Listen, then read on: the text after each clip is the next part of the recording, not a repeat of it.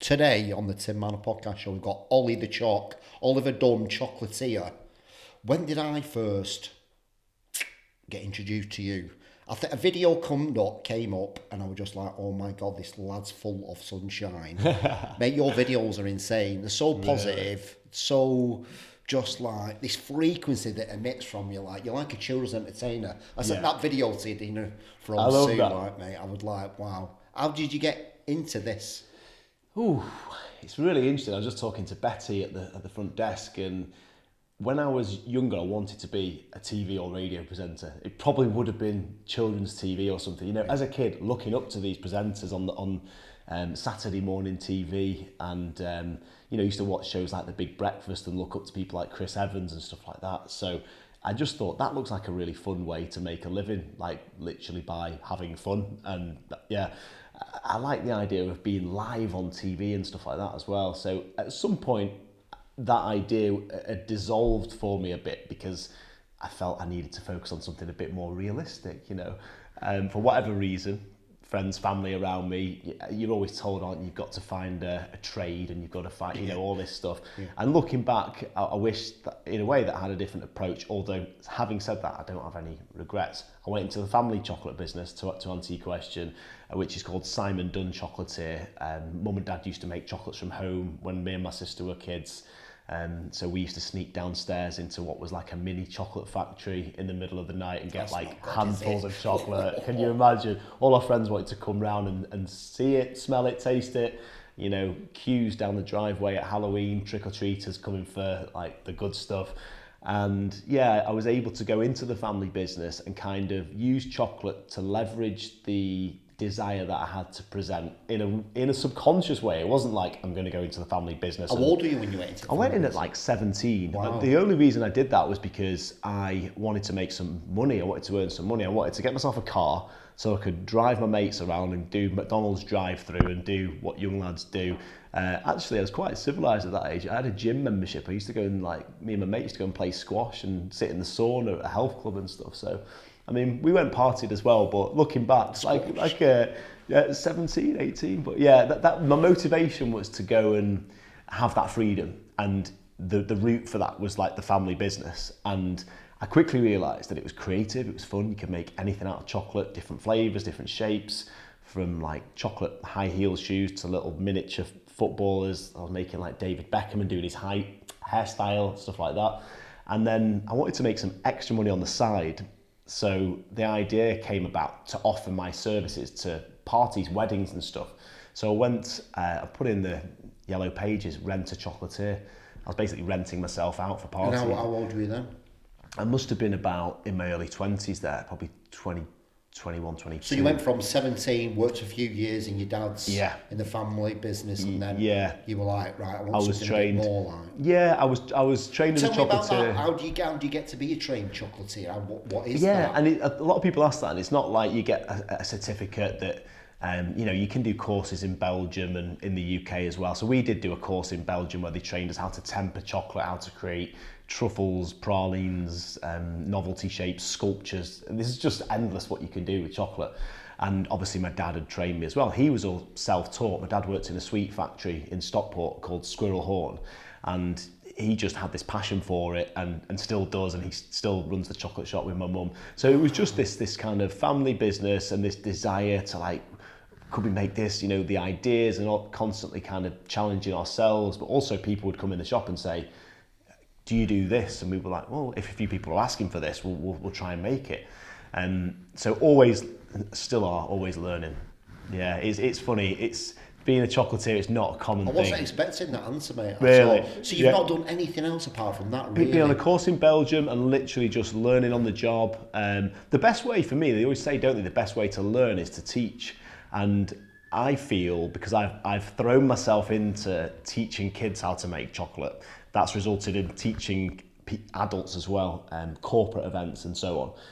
Particularly during COVID, when people were doing it through the screen. So I was having to teach people how to temper chocolate. I've had to break it down into really easy bite-sized steps that people can understand and follow. So I've taken away all the jargon and just made it really simple and accessible for people. And that's somehow become my passion, really, is to break it down and give it as a skill to people. You know, if people can learn how to temper chocolate, that's unlocking a whole world of chocolate for them. So they can go away with the kids, with the family, and they can make lollies, bars, truffles, whatever they want to make.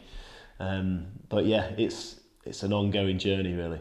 Is that what you're more passionate about, the family aspect of it and bringing families together? Because you do a lot of stuff with your daughter, don't you? I do, yeah. Which is amazing when I see Thank it. you. The slime chocolate and stuff. Yeah, like that's that. right. Like, oh my God. It's the coolest videos, Oh, man. mate, thank you so much. She's 3.5 nearly at this point, and she loves chocolate, obviously, like all kids do, which was a relief, by the way, because if she didn't, I'm not sure what we'd do. And yeah, I get her involved now in some of the videos. So the edible slime, which you just mentioned, melted marshmallow, green chocolate. So I try and I come up with these ideas, and somebody was doing science party. I think it went on Dragon's Den years ago, and I thought, oh no, I'm going to be in trouble here. All the kids are going to want science parties where they get to make slime. So I was thinking, right, well, I can surely make edible slime.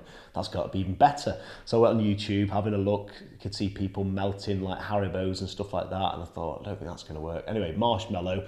First time I tried it, it worked. And it was a bit of a fluke, but maybe it was just meant to be, because there are so many ways in which it can go wrong. If it's melted too much, it goes grainy. If you put too much chocolate or not enough chocolate, it's too sticky and it won't come off your hands. So anyway, I've kind of got this perfect recipe, and it's one of my party packages. So my little one loved doing that, and it was a great Halloween activity. We did it live on TikTok last week as well, and we had a bunch of people joining us that we sent out kits to, so they could do it with us at home. Yeah. So these kits then, are they Oli The Choc, are they? What's yeah. that? Yeah. That is the brand, yeah, Oli The Choc. And then we use the words choc and roll. So the parties are under the Choc and Roll Party Co. or Party Company, because there's not just myself, there's a few others that do the parties as well. So I've got people that have worked for me since before COVID. Like pre-COVID, I had like 20 odd people doing parties around sort of Manchester, Liverpool, but London as well.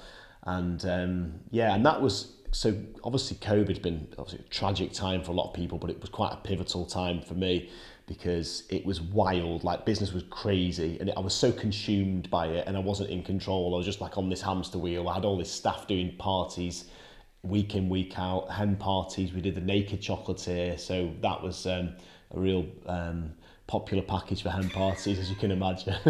But it was out of control. And COVID happened, I was like, I felt the weight lift off my shoulders, and it was like, you know what? I don't know whether this model serves me anymore. I need to just be doing what I love. So back then, was you as a personality, was that a thing back then or not?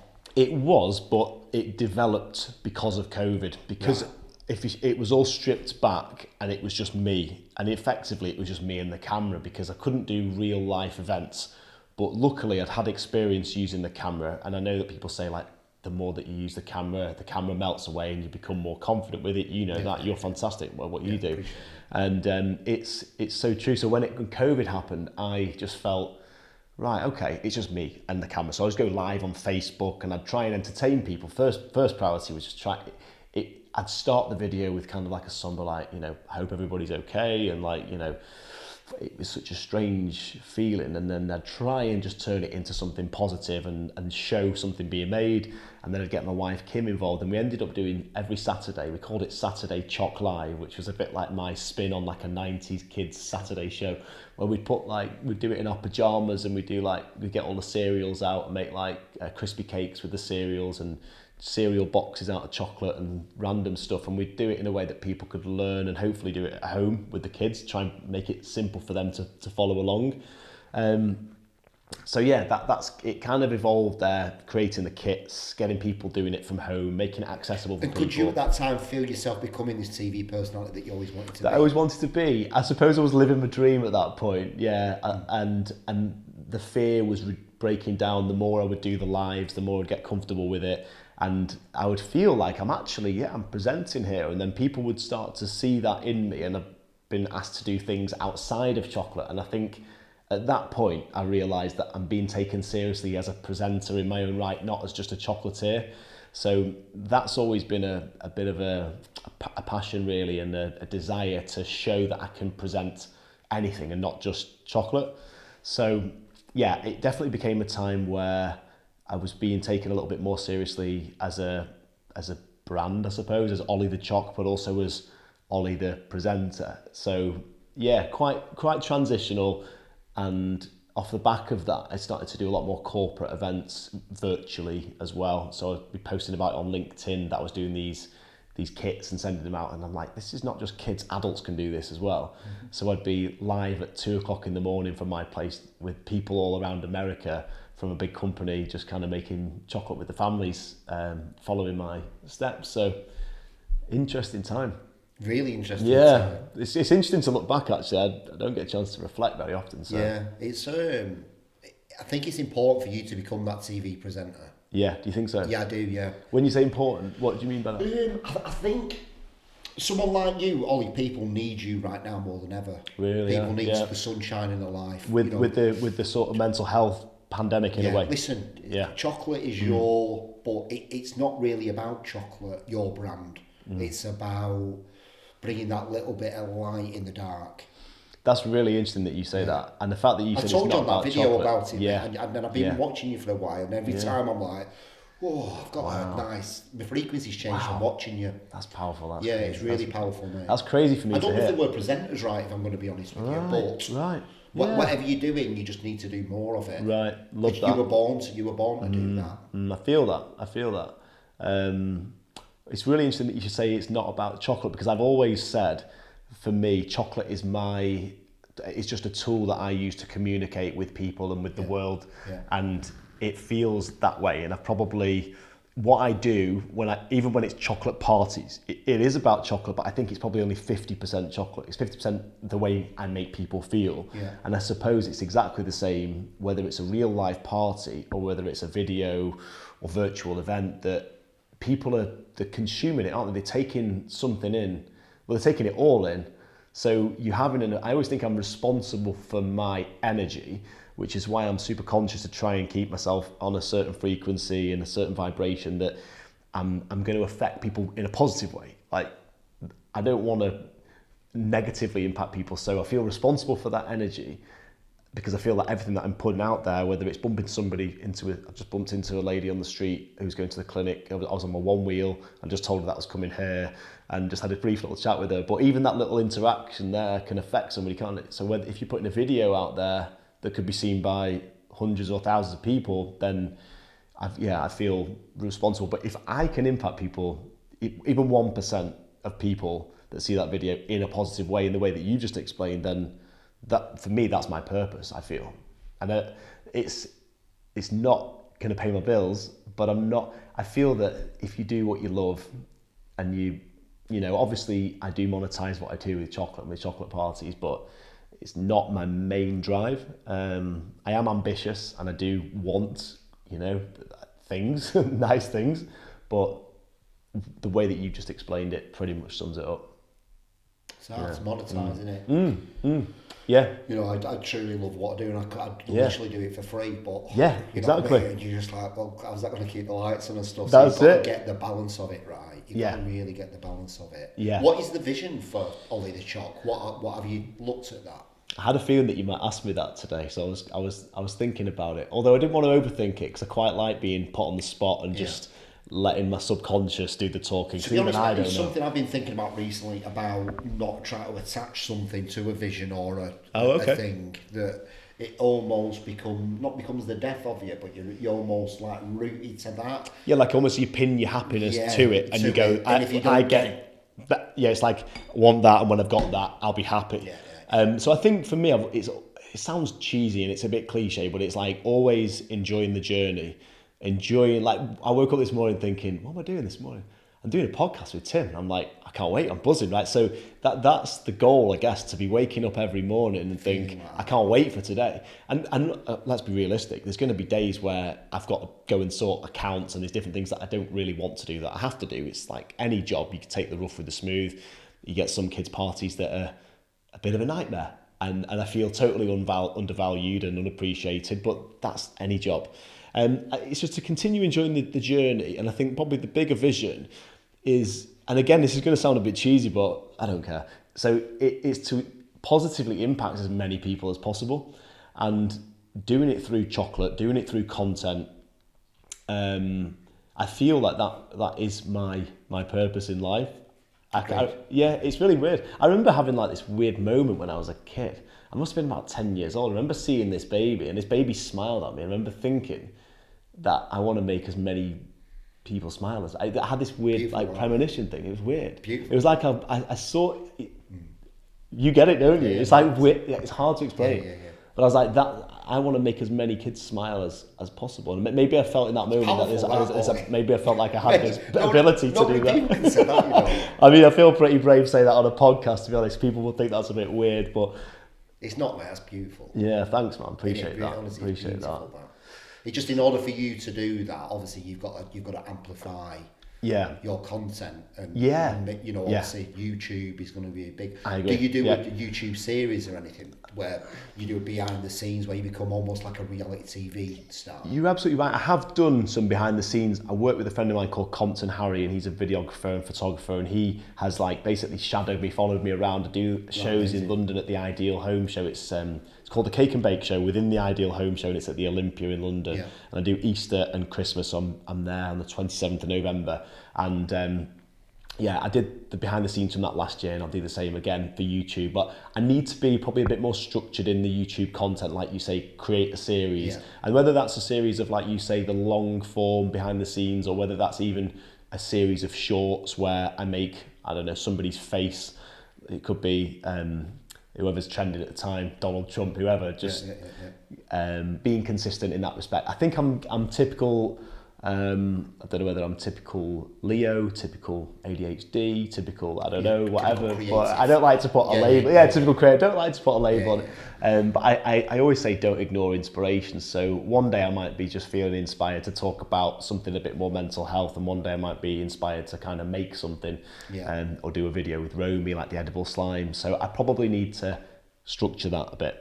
Yeah, I mean, you look at our logo. Our logo is like based on convergent and divergent thinking. You've got this out-the-box thinking, which is great. But you've got to return back to the box for it to work. Right. It's all right doing all this. That's There's true. got to be a bit of a strategy and a bit of a structure towards, you know, these beautiful creative ideas. And I think that's why you need the goal in a way, isn't it? Yeah, as sad as it is, but trying not to attach myself to it, because I've got a beautiful goal in my head. Yeah. I try and not do so much and let the universe. No, I'm with you on that. But like, just kind of, instead of doing so much, being and just sitting there, knowing that that's one the thing, and I'll just let it be. And I'm going in that, going in that direction. Yeah. You line up with it, I think. Yeah. Yeah. So I think there's manifesting, there's you know, vision boards and all this thing, but you have got to do to get. Yeah, you've got to take the action. You can't just be listening to podcasts. It's like so many people listen to podcasts and read books, and they go, "Oh God, have you?" I said, "Have you done any of it that you're doing?" Yeah. Like, no, they're addicted to listening to it. Yeah. But not taking the action. I think taking the action. And people suffer with and struggle with procrastination, don't they, and stuff like that. And I get that. But I think I always think of it as inspired action. So I think if you've got the goal, if you kind of got that goal or that vision, and it doesn't mean that you need to pin your happiness to it. I guess you can develop it. When you get to it, you can create a new goal.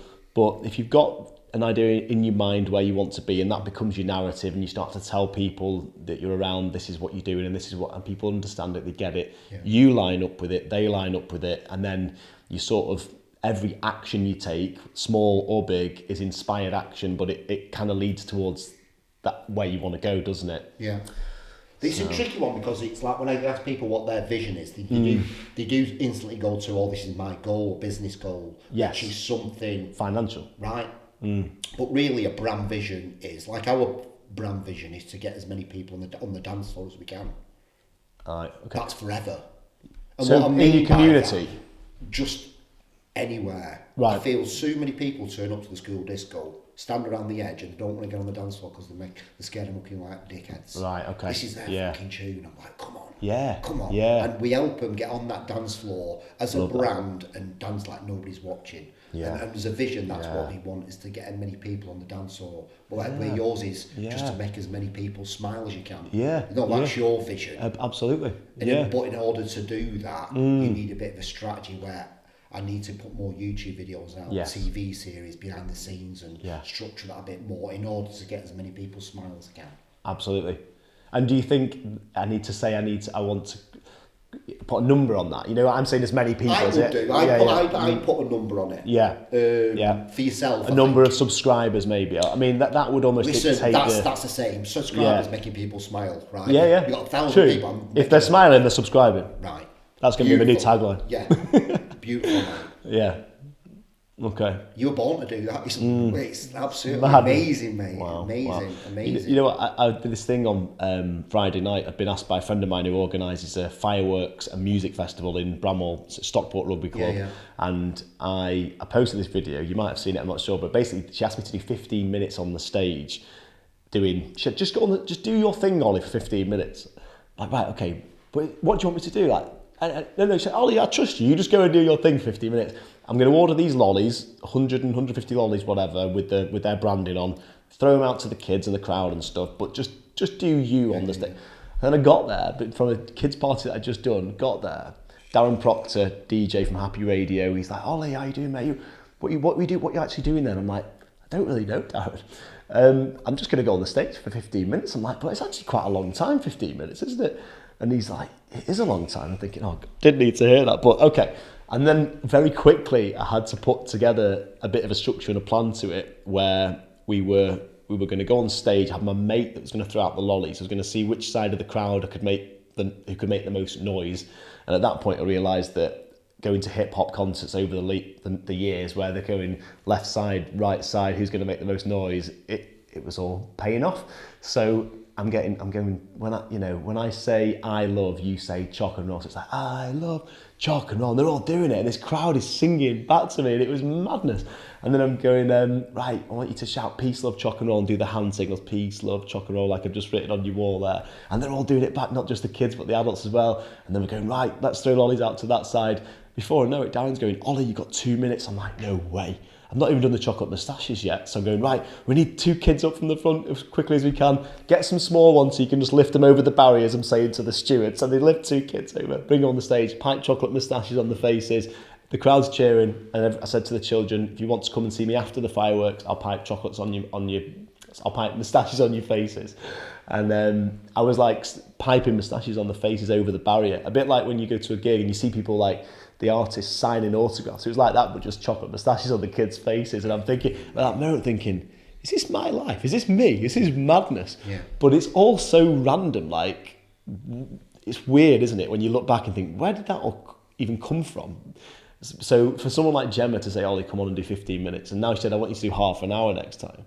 And you get all these comments, people say, oh, Ollie, you were born to be on the stage and stuff like that. And it's so weird, because I look back and I was quite shy as a child. Are you still imposter syndrome? Yeah, sort of definitely. Because I felt the nerves of going on, and my mate said, you're going to smash it, Ollie. And at that point I thought to myself, shit, what if I don't? And genuinely felt a real fear in my stomach and thought, this could be the one that I really mess up. Like, this could be the worst thing I've ever done. That the chimp in your head's going like, Ollie, what are you doing? You're not ready for this. But then, because of that pressure at the 11th hour, because you've got there was thousands of people there, there's no other option. You've just got to go for it. And as my dad says, you just got to give it some.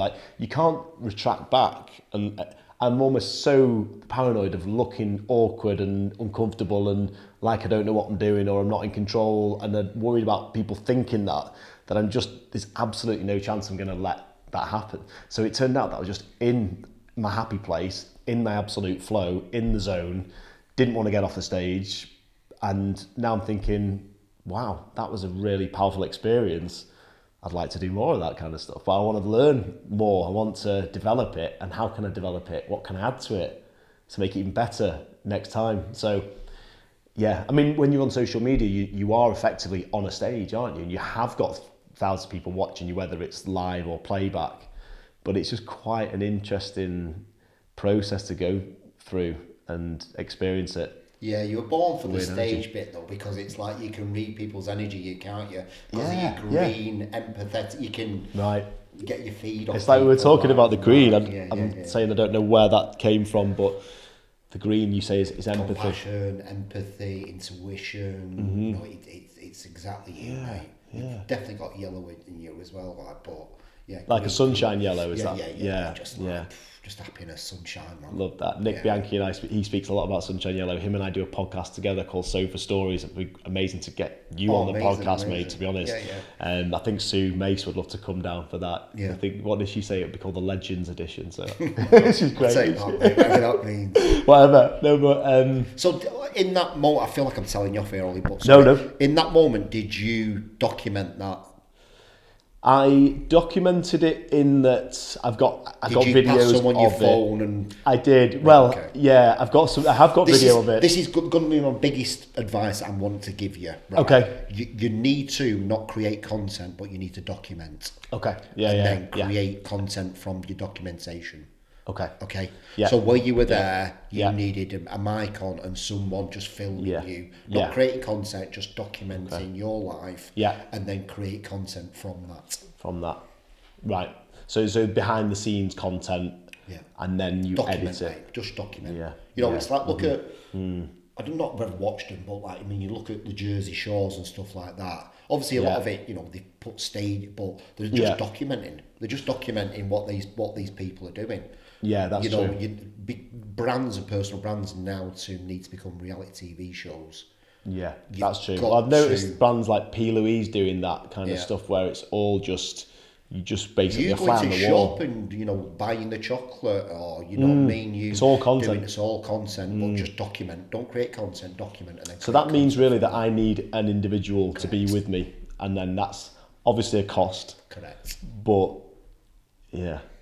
It's content, and it's gonna. It'll blow you up, mate. Yeah, it'll blow you up. Look, it's I always come back to my vision, and it gives me a little bit of a reality check and kick up the arse. Right. And it's like, look, have you done today? Have you got help people get on the dance floor? Right. I'm like, no, we haven't. I'm just like, right, well, let's get out of bed then. Okay. That's your motivation. My motivation, my little thing in my head is like, have you made people smile today? Right. Are you doing enough to make more people smile? That's a mantra. Just give it, it's your mantra, mate. Yeah. And that's nice actually, because you're kind of putting that you're doing that for other people. Yeah. So you're going, it's not about me, it's about them. Oh, 100%. Yeah. It's an accountability really, isn't it? And I suppose we're both the same in that way. Oh, 100%. Yeah. It's the same thing, yeah. It's the same frequency. Yeah, we just, that's true. We just want to share the love. Yeah, exactly. Yeah.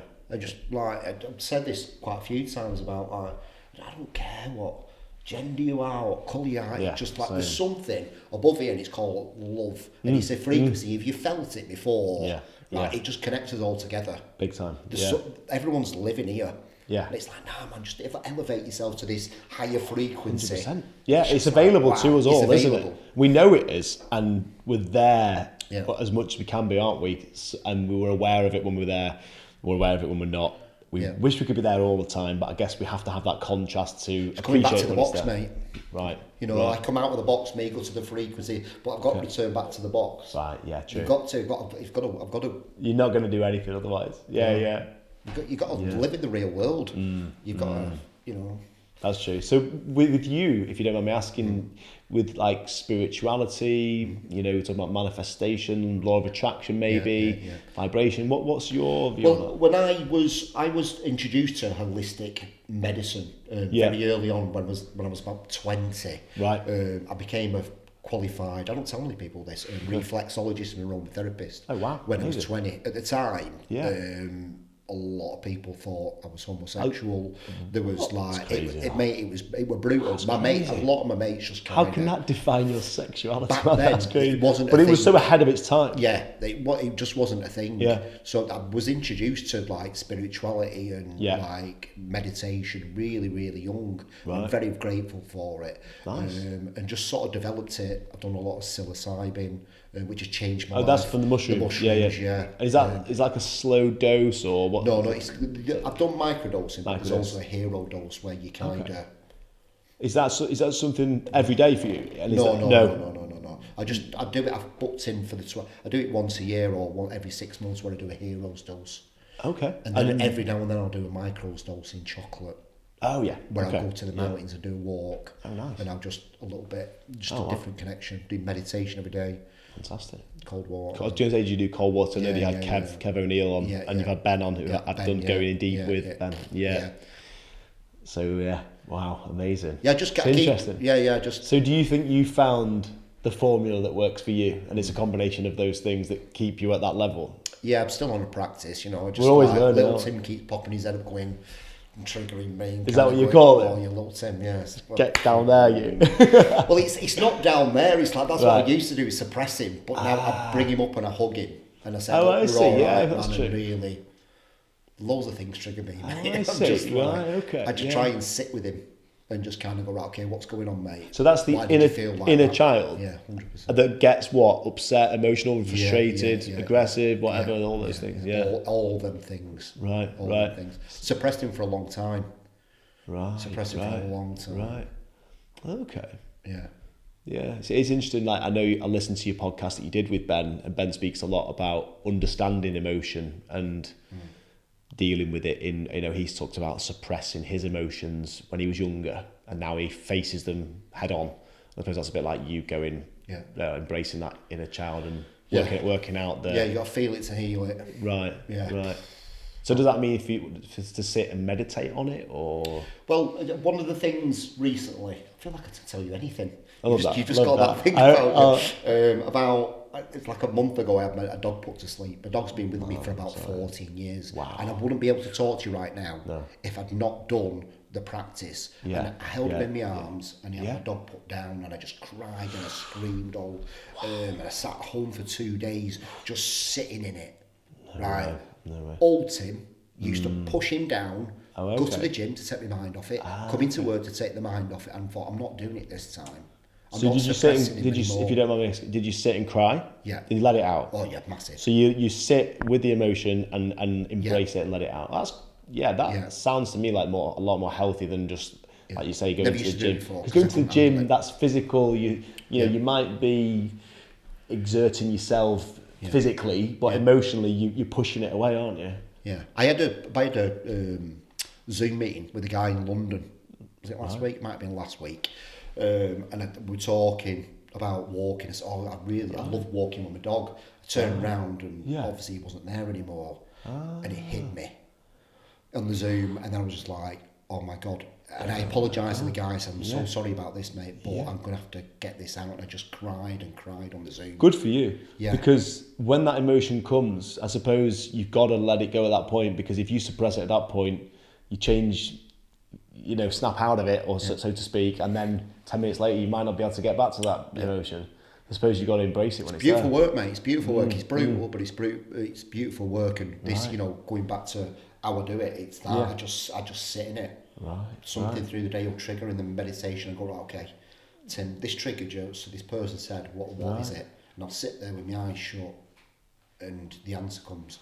No way. So the guy that you were Zoom calling with from London, what was he? Sorry, was he? He's got a fashion brand, Right, okay. And he wanted some help from me on like how he can align his brand and stuff like that. I see. Right, Just a right. meeting. So it just came Well, out he's of paid for the it came meeting. out of He's nowhere. paid- Yeah. But we're all so human. sorry, Andy, if you're listening. But he's sat there, he's paid for the meeting, mate. I'm there, and I'm just like, look, I can't do this anymore. I'm sure Andy would appreciate it. We're all human, aren't we? Everybody's got different things going on. Yeah. And the more honest and open I think we can be and show emotion, vulnerability, the better. That's why I just seen you, mate. That's why I'm like, no way. I'm like, he's No minty. way. That is so kind of you. When someone's frequency, recognising someone else's frequency, I'm like, oh my God, you're amazing. No way. That is so nice. You can do stuff I can't do, though. Do you That's think? what's so I don't know if I beautiful believe about that. it. Yeah, I do, honestly. Truly believe. You've got this pure light energy. A lot of my stuff comes from darkness. You've just got this beautiful, pure light about Is it you, not mate. just that you haven't tapped into it though, or that you fear to do that, or I don't know. Maybe.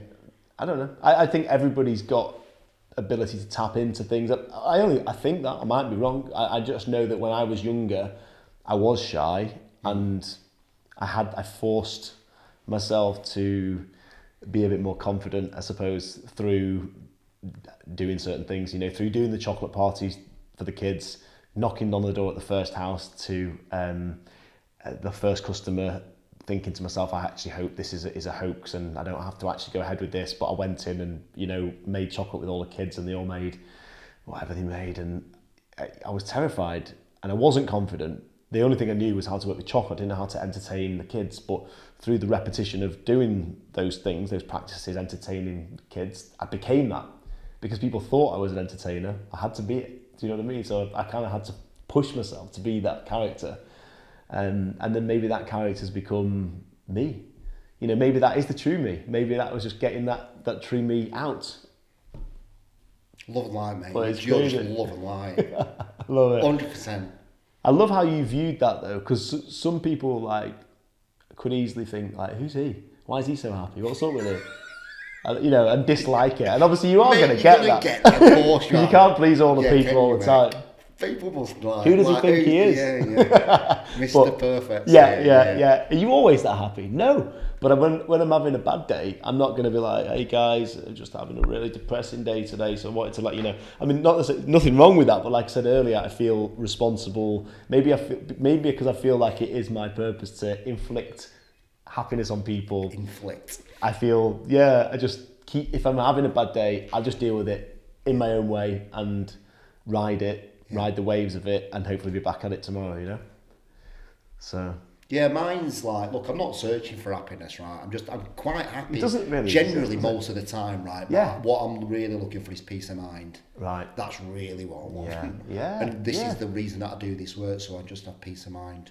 The reason why you do the podcast? No, the reason, podcast is one of them, because I get to meet amazing people like you that can change my perspective on things. Wow. But the meditation, the cold water, the mushrooms, the work, as I call it.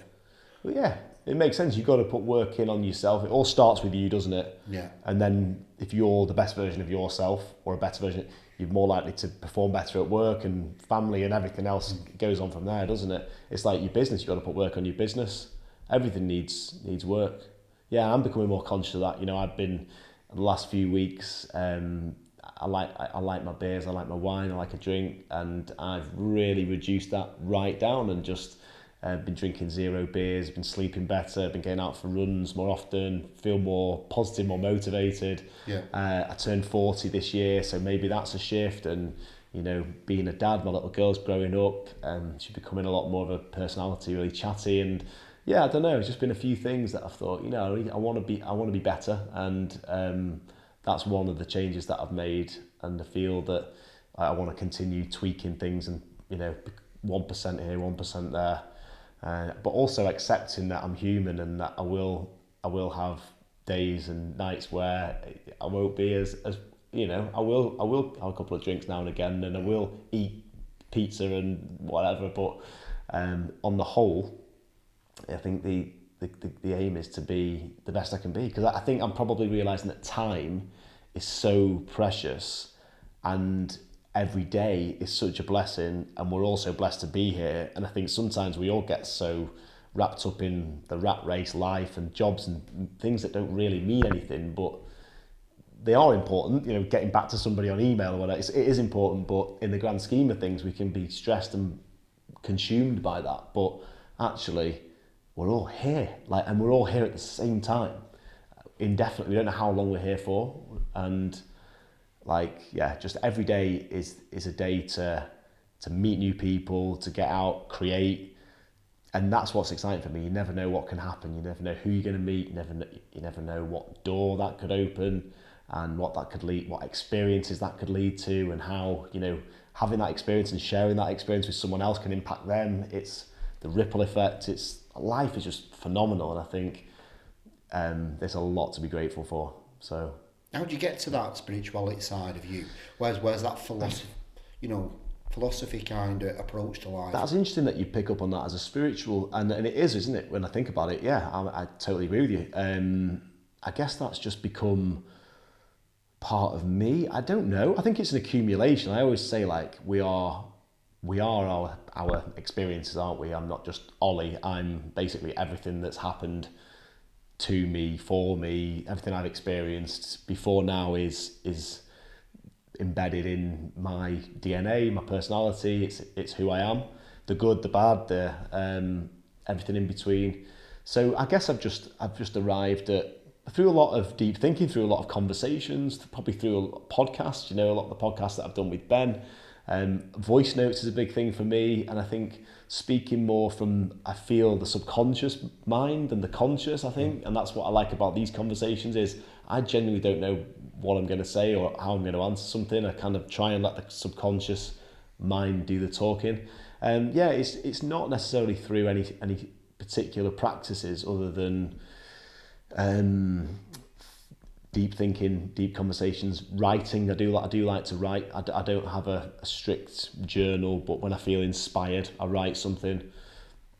Over the years, I have read books and stuff. And when I first met my wife Kim, I just read The Secret, which I think was like an entry level or gateway drug for a lot of people with like the law of attraction. And through little things that have happened, I've become a believer in that. Like, for example, I applied to be a Blue Peter presenter. We talk about kids TV and stuff. My first ever YouTube video was me sending in this. It was a show reel video for Blue Peter, and I made a big chocolate Blue Peter badge. I didn't get the job as a Blue Peter. It wasn't meant to be. That wasn't meant to be much. But this was part of my journey. You know, kind of making this big chocolate Blue Peter badge, taking it down to the team at Media City, and then this video being shared and people really engaging with it, going, "Oh, I really hope you get that, Ollie. I really think you should get that. And if you don't, they're missing out." It's them, you know. So a lot of support of people, which was nice. And I always think other people's belief in you helps you, you know, have more belief in yourself. So surround yourself with people that believe in you more than you believe in yourself. And for this story with the Blue Peter, I had this picture of me with this chocolate Blue Peter badge in my party room. And every single weekend, week in, week out, you'd have children and families coming. "Have you been on Blue Peter?" And that was always what they asked the question, because the picture was me with the Blue Peter, chocolate Blue Peter badge at Media City with kind of like the brand, BBC branding and stuff. And I said, "No, but," I explained the story. I did the show reel, but I'm just waiting for the day that they need a chocolatier to come on the show and they'll think of me because of this. Anyway, years and years later, I told this story. It was my narrative. I talked it into existence because one day I got this phone call from a guy called Jack who works on Blue Peter, and he basically said, "Ollie, are you free next Tuesday? We're doing a Christmas special. We want you to come down and do some chocolate with the presenters, a bit of a chocolate challenge." I was like, "Yeah, great." As it happened, I had two corporate events which were both virtual. One which I did from my studio, and the other one I did from the green room at Blue Peter straight after the live show. So it was crazy. But I did the Christmas special that year, and I did the Easter special the following year, which was in the Blue Peter garden. So I genuinely felt like I've talked this into existence, and my story was they'll think of me when they need a chocolatier because of, they know me because of this. But actually the Jack got in touch totally unrelated to that. I told Jack the story about the show reel. He didn't know. So it wasn't like he knew. It was through somebody else that mentioned me. So I've become aware that what I say is important, what I say to other people is important, what I say to myself is important. I can, manifest good things, I can manifest bad things. I'm in control to a certain extent of that. So yeah, I think it's just an evolution, I suppose. And that's one thing I think that I look back to 30-year-old me and I wouldn't go back to that. And not that 30-year-old me was a bad person, but I prefer me now because I feel like I've evolved and become a bit more, and I've become more grateful, and I understand a bit more about myself and about life, or at least I think so. And that's one thing for me about aging that probably helps me to, positively age and just move forwards feeling good about that, and feeling like, well, actually, I wouldn't go back. It's a beautiful thing to age and to grow, isn't it? It is once you stop chasing stuff as well. Right. Stuff happens for you, doesn't it? I agree. So go back to what me and you were saying about if you're doing all the time, you're not going to get it. No. Right, but if you can just be. So you need to be in like that receiving mode. Yeah. Whatever that is.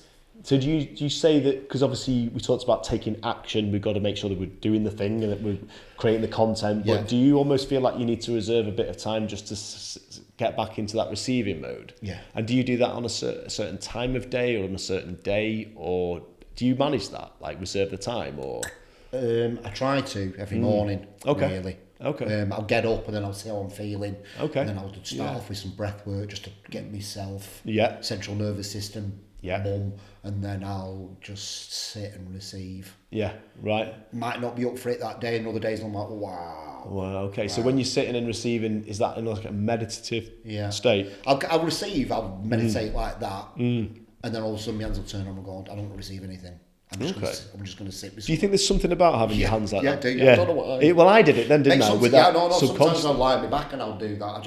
I've not got a specific thing. I'll just kind of, sometimes I've got a candle, I'll light an intention and I go, right, okay, today I want, and I'll light a candle. Sometimes I don't, I just like. So when you talk about sitting in this position with your hands open and receiving, are you thinking about what you want to receive, or are you just thinking of like pushing away the thoughts and being still? Tough. Sometimes they ask us questions, sometimes I don't, and then things will come to me. Sometimes you'll ask questions. Sometimes I'll ask a question. And wait for the universe to answer it. Yeah. Oh, wow, that's interesting. Yeah. I don't think I've had some powerful things answered. Wow. Like, wow. And this is what I think. I honestly think that all the answers to all the questions we have are inside. We're already inside us.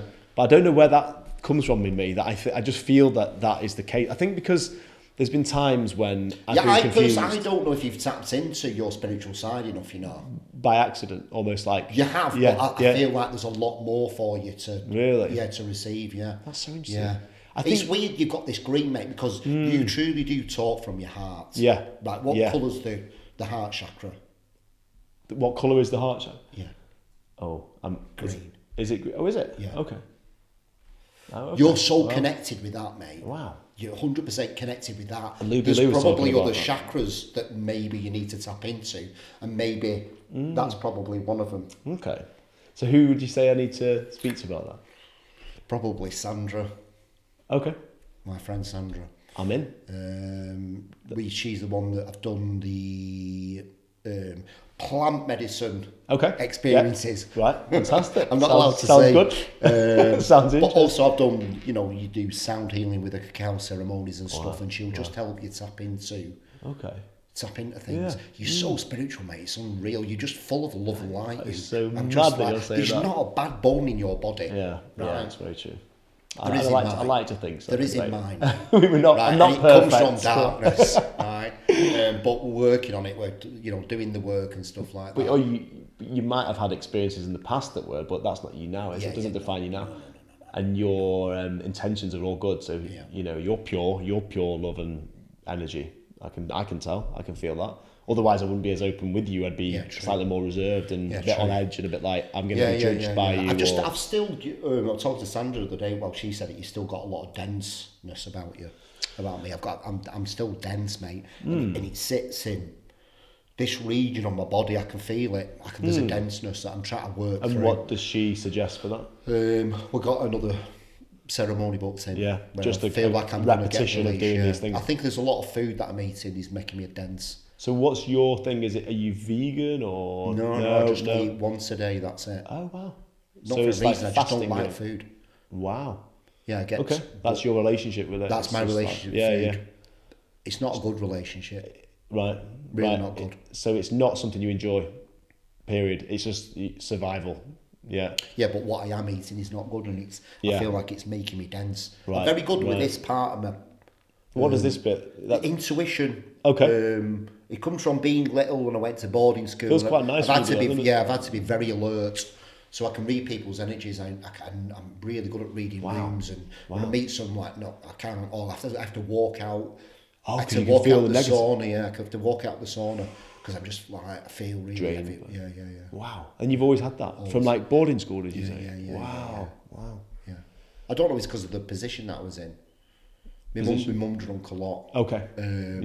I had to deal with a lot of things. So you felt you had to become this survival. I had to know what sort of mood people were in at certain times so I could survive. Wow. Yeah, there's a lot Which you do in life though. Yeah, boarding school, mate, were brutal. Really? Yeah. Where was that then? It was in West Yorkshire. There was a lot of teachers in there. There was no sexual abuse. Right. But they were just kids, really. Psychological abuse. They used to talk after lights out, right? Okay. Lights go out. Money 8, 9. Yeah. And what they used to do after talking after lights out, they used to put me in a cellar, make me stand up, and before they left, they switched the light off. And then they come back every 20 minutes to make sure I'm not falling asleep. Wow. Yeah. Why? Control, power, don't know. At the time you didn't know. Now you still don't even know. That doesn't even make any sense, does it? No. And that's like, but you're never going to make sense of that because that's not ever something you would do to another human being. So, But this is what I'm saying when I'm dense. I keep trying to work it out. well, they always say, don't they, like, what happened to you didn't happen to you, it happened for you. Yeah, and it's really hard to say something like that. To when be you're honest, talking mate, a about lot of something so meditation I bad. do is I stood up alone in the dark, just like with my hands like that. I'll turn the light off and I'll stand in the dark. Oh, wow, okay. Yeah, I found such comfort in that So space. did you find comfort in that space at the time? Yeah. Really? Weird, yeah. Oh, wow. It didn't traumatise me. Did it not? Because I've looked at it and I've sat with it and it's like it didn't traumatise me. I was meant to be there at that time to find out about myself. There was something meant to, I was thinking that there's a reason for that. A higher reason. Beautiful lesson. I don't know what it was. Right. Yeah. Phew, that's incredible. Have you ever spoken to anybody else who's experienced a similar thing? No. 'Cause that is... I feel like a lot of boarding school was probably the same for people. Right, You know, right. I think it was 7-year-old we went, Okay. me and my brother. There was no love, no nurturing. Wow. I just don't, boarding school. I'm telling you now, do not send your kids to boarding school. Yeah. There's Do you think no it's still the love same? there, man. There's no love there, man. Well, it's like you said before, it's all about love. It's all love. And I wrote this thing down about love last night as well. It's literally exactly that. I'm going to find it when I get home and take a picture of that. I think I wrote that I'm fueled by love. That's what it is. I was trying to work out why I loved it so much on that stage. Why did I get so much from that? Because it was like an adrenaline, it was like a drug, but it was love. That's why. I was feeling the love from the people. And of course they were after free chocolate. So was it cupboard love, as they say? Or was it, but there was an energy about it, and it was not just during it was after it. People were saying, Ollie, you had this energy on the stage, you were amazing, we loved it, the kids loved it, So I was like, okay, that's an amazing belief builder, makes me smile. I was looking at the word smile on the wall as well. I was trying to dissect it last night. I was trying to break it down. My little girl was asleep. My wife was asleep. She was not been too well. So I was sat in quiet on my own. I said to Kim, it feels like the world has stopped.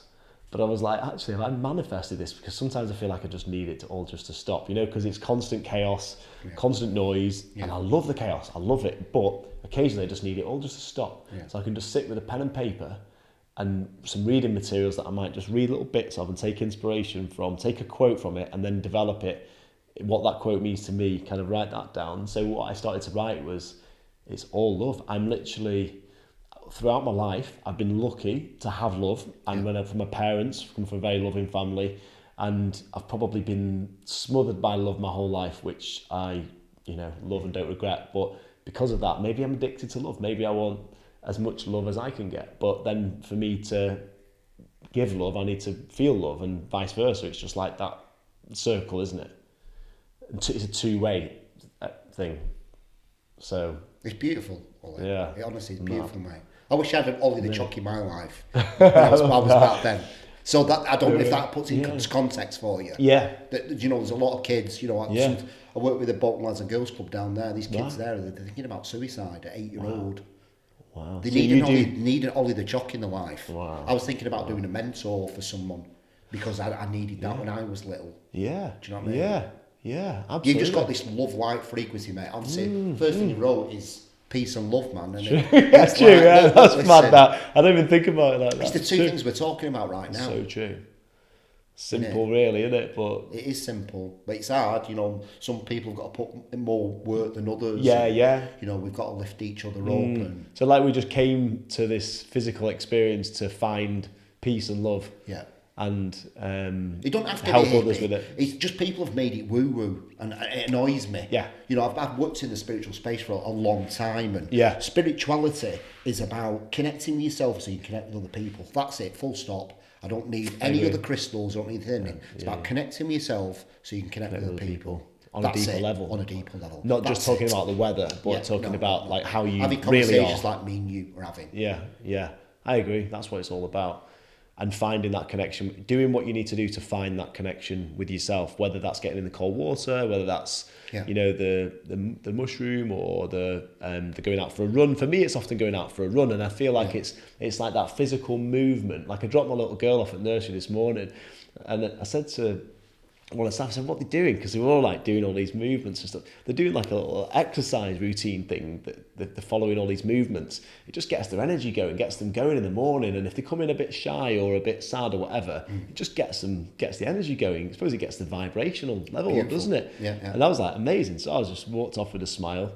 And I think for me, going out for a run, and it doesn't have to be, you know, a half a marathon, it can be just a short run. And it's like my body moving with momentum forwards. And I think momentum is a big thing for me. Momentum in the right direction, and that, you know, that feeling of the body and the mind all moving forwards. I start to think, right, I need to do this, I need to do that, I need to contact that person. I make a decision on that. I'm going to do that. I'm not going to do that. And I make decisions and I line up with it. And it's like, sometimes you've got to say no to things and that's not comfortable, but you make a decision, you line up with it. Sometimes you've got to do things you don't want to do and you make peace with it and you line up with it and you say, I am going to do that because it means a lot to that person and it's the right thing to do. I'm going to enjoy it. And yeah, so maybe that's a form of meditation for me, kind of getting out there and doing that run. So yeah, that's when I become, what was the term we used there? In tune with that's when I get in tune with myself. That wasn't the term we used there. It was similar to that. Connecting with myself so I can connect with other people. Yeah. You need to sit in silence. Yeah, that's true. Okay. Right. That's the message that you're receiving, that message. I know, I already know that that's what you need to do, man. Right. Yeah. Just a download. For how long? Just a download. Could be a fucking minute, mate. Whatever it feels, but you need to sit in silence with nothing on and ask yourself a question. Ask myself. Whatever that question may be. Okay. And just sit there. Yeah. Might not happen the first time, not the second time. True. Just keep doing it. All right. Okay. I know you like your pen and paper and stuff like that. But none of that. None of that. Because that's a distraction none of that sometimes, noise. isn't it? Yeah. Just sit with Ollie. Yeah, you're right. And just see what comes. That's up. Interesting. Yeah, because the pen and paper's noise, isn't it? Yeah. I love that. Strip it all back. Yeah. What's with the numbers 1, 3, 13? So my birth date is the 13th of August. So I've always kind of considered that 13 to be a lucky number for me. And so I've got it tattooed on my finger. I've got mine. it. Is it? Is it a lucky number? Yeah, 1, 3s. It's your birthday or? No, you just always had this thing. Yeah. Are you what star sign are you? Cancer. Yeah. Going into Leo.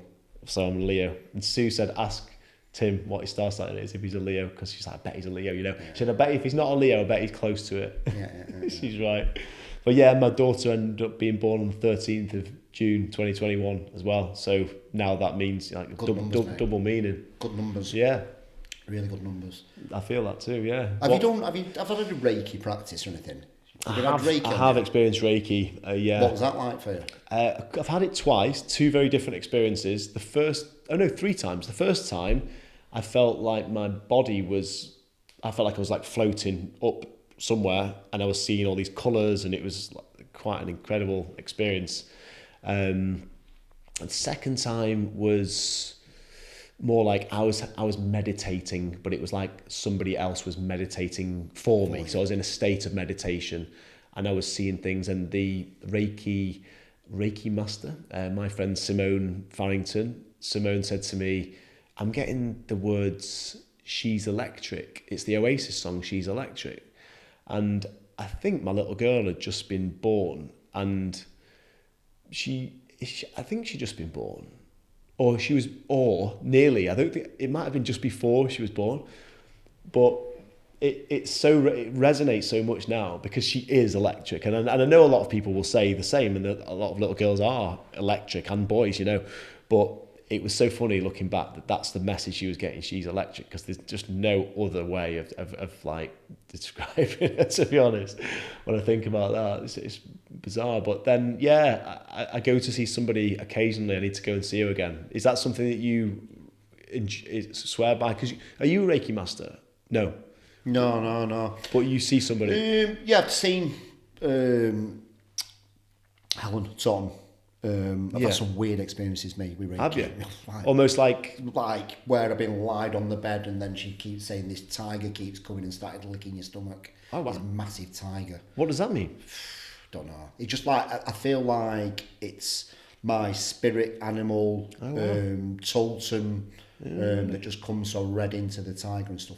Really mad. And I'm So- looking at you now, and I've got like the black and the orange. Yeah. My truck has got like tiger stripes all over it. Honestly, some really weird stuff's happening. And then you look at tigers, and you know they see very well in the dark. Go back to me, little Tim standing alone in the dark. Yeah. Just some honestly, like I was reading about the tiger, and it's just like walking. Right. There's like, this is the thing as well, for me, there's no such thing as a coincidence, because there are too many coincidences for it to be a coincidence. Everything's connected in some way. And there's a lot more going on than what we can understand, I think.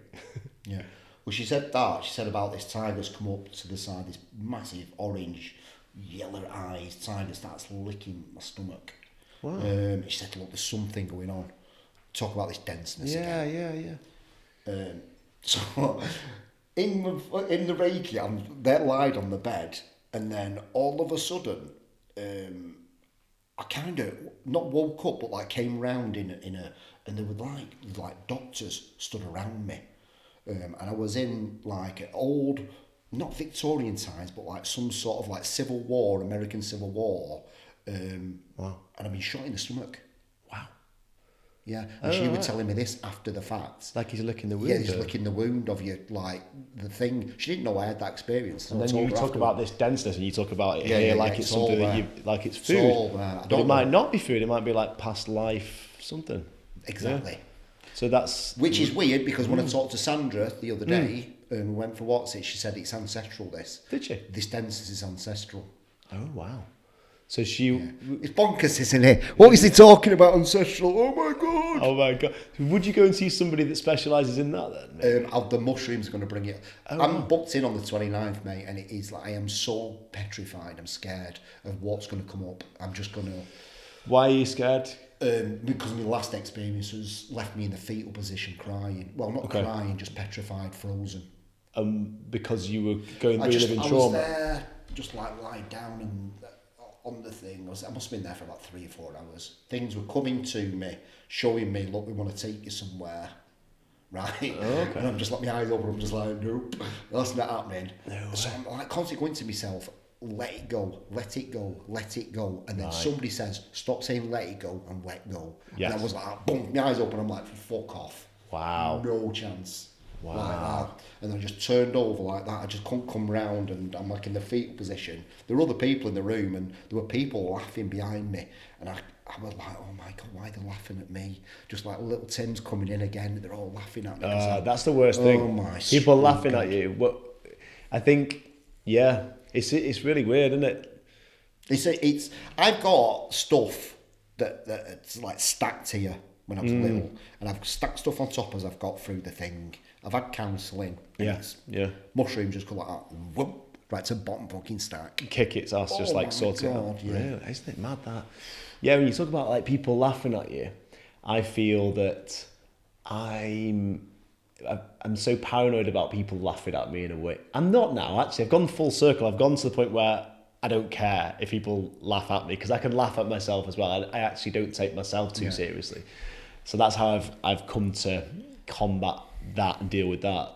But also, I remember when I was younger, in conversations with people, and if I felt that they're not interested in what I'm talking about, or they switch off, or they might say something like, something sarcastic, like, have you got any more interesting stories like that, or something that would make me feel shit, and then I would lose confidence. So it's all about confidence, I think, for me at the end of the day. But I've become so paranoid about being boring and being somebody that people don't want to speak to and disinterested. So this is the message. Yeah. Tomorrow morning I want you to sit there and say, why do I feel like I'm paranoid being boring? You Right. ask that Yeah. one question. Right. Okay. And then you sit Yeah. there. Right. Okay. Right? Yeah. Interesting. That's what I want you to do. Right. Okay. Anytime anything comes up like that, just yeah. ask that one question. Dead simple. Ask that question, sit there. Right. And then you can light a candle if you wanted to set the intention, but I just Yeah. sit there and just it's better if you say it out loud. As Right. bonkers as it is. Yeah. You actually get the frequency out there. That makes sense. And then just sit there and then see what happens, mate. I've spoken on the podcast that I've done with Ben, Going In Deep, where I speak about speaking to myself. And it's one thing that I do when I remember to do it, and I haven't done it for a while actually, is when I'm in the car on my own, is talk to myself. Like, because we're so conditioned that talking to yourself is a weird thing to do. Yeah. Whereas why would it be weird to talk to yourself? And we are us. You're like, we can talk to everyone else, but don't talk to yourself. Do you know what I mean? Like, surely we should have that dialogue with, and like you say, actual words coming out of your mouth, not just thinking it, saying it. Like asking yourself, are you okay today? How are you feeling today? Are you feeling good? Yeah. Okay. Why are you feeling good? Oh, good. Anything you're worried about? Okay. Well, that's all right, because we can deal with that. We'll ask that person. We'll get some advice on that. Or, why are you feeling down today? What's wrong? Did that upset you? Or maybe it did a bit, actually. I didn't like the way they said that. Or, well, maybe they did. You know, have that conversation with yourself. It's almost like you can give yourself therapy. It's like I said earlier, you've got all the answers yourself inside you. It's like, that's why you're saying, ask yourself the question, because you're going to answer it, because it's there.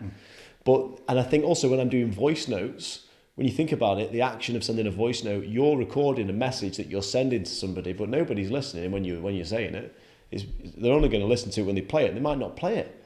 They might not send. You know, at that moment, you're just talking to yourself. So it's the subconscious mind talking as well, because there's no silence in a voice note. There's no two-way. It's just constant streaming of voice. So it ends up being just your subconscious mind is just like spilling out all these thoughts that you didn't even know you were having. In some ways, I end up sending voice notes to somebody, trying to find an answer. I'm doing it now. Yeah, I don't do it. Don't you do it? No, I'm going to start doing it now. I just out of interest, it'd be interesting to find if you do it. Well, and then I've messaged people asking for their advice on something, and as I'm asking for their advice, I'm giving myself the advice, and I've worked it out. Forget it. There. Forget it. Sorted it. Yeah, exactly. Yeah. Brilliant. Yeah, really good. That. Yeah. I never thought of that. Yeah, it's mad. People getting voice notes from don't even know. Yeah, exactly. What are you wearing? I think you need thought partners. I feel like I've got thought partners. It's like you can just literally share thoughts, and it doesn't even need to be a question. You know, we message people questions, don't we, which require an answer usually on a text message, or there's a call to action or something. But with, I think, voice notes, it's you just share your thoughts. I've been doing this, I've been doing that. It's almost a bit like journaling, but an audio version. Or I'm thinking about doing this, but then again, I'm not sure, because, and it's just thoughts. You're just saying your thoughts out loud to somebody for them to then feed back on your thoughts, maybe give advice where necessary, or they don't even need to give advice, but they can just go, oh, that sort of thing happened to me once and I did this, or I'm not saying that's the right thing, but so I feel that if you can do that, yourself and the listener as well, you know, if you can have that thought partner, whether it's a friend or family member, it doesn't even have to be somebody that you know that well. You know, I've got people that I've met through social media that I've become close with through voice notes. It's a crazy thing, but it's an amazing thing.